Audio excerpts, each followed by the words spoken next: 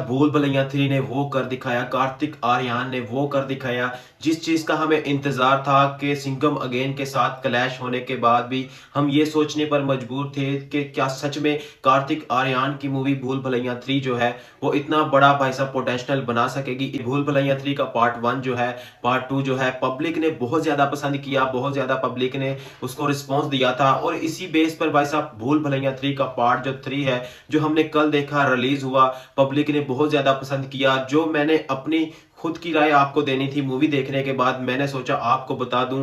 भाई साहब पोटेंशियल बहुत लेवल का है, बीजीएम बहुत लेवल का है, हॉरर कॉमेडी ड्रामा हर चीज इस मूवी के अंदर कार्तिक आर्यन ने बहुत ही अच्छे से मैनेज की है।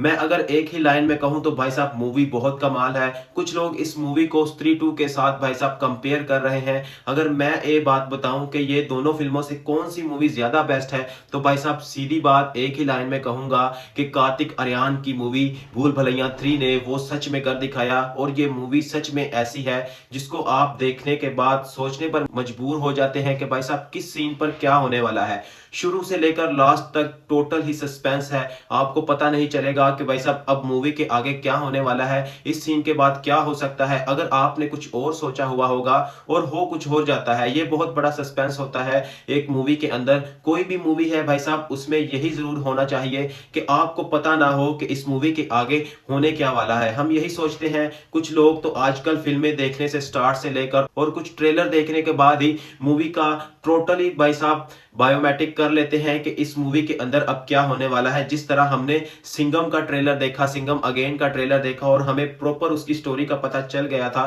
कि इस मूवी में अब क्या होने वाला है। लेकिन कार्तिक आर्यन की मूवी भूल भुलैया 3 में ऐसा कुछ नहीं है। इसके अंदर भाई साहब टोटली सस्पेंस आपको देखने को मिलेगा। हर एक नए सीन के बाद आपको कुछ ऐसा दिखाया जाएगा जिसको देखने के बाद आपके रोंगटे खड़े होंगे। इस मूवी के अंदर कॉमेडी भाई साहब सच में इस तरह से है कि हम सोचते हैं, अक्सर हम कहते हैं कि अक्षय कुमार के ऊपर जो कॉमेडी की डायरेक्शन होती है वो बहुत परफेक्ट बैठती है। तो यही चीज भाई साहब कार्तिक आर्यन के अंदर भी है कि इस बंदे के ऊपर जो भी कॉमेडी के डायरेक्शन है, जो डायलॉग्स हैं, वो बहुत ही परफेक्ट बैठते हैं। ये बहुत बड़ी बात होती है कि जो एक मेकर होता है अपने जो एक्टर को किस तरह से यूज करता है, ये बहुत ही परफेक्ट उन्होंने यूज करके दिखाया है।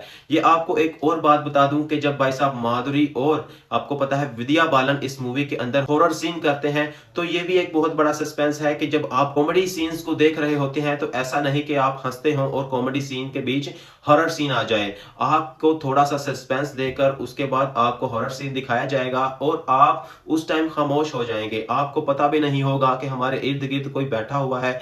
आप सिर्फ और सिर्फ यही सोचेंगे कि भाई साहब मैं ना बोलूं या मैं कोई ऐसी हरकत ना करूं कि मेरे इर्द गिर्द कोई ऐसा महसूस हो कि कोई चीज है। इस मूवी के अंदर टोटली कॉमेडी ड्रामा बीजीएम भाई साहब परफेक्ट डाले गए हैं। जब हम हॉरर सीन देख रहे होते हैं तो उसके बैकग्राउंड के ऊपर बीजीएम का भाई साहब साउंड लगाया जाता है, बहुत ही परफेक्ट होता है। ये नहीं होता कि भाई साहब बीजीएम कोई और हो या बीजीएम लो लेवल का हो और एक्टिंग बहुत अच्छे लेवल की हो। ये टोटली तीनों सीन उन्होंने बहुत अच्छे से इस मूवी के अंदर ऐड किए हैं। जब हॉरर सीन होता है भाई साहब बीजीएम और जो विजुअल होते हैं, जो कलर ग्रेडिंग होती है, वो बहुत ही कमाल की इस मूवी के अंदर।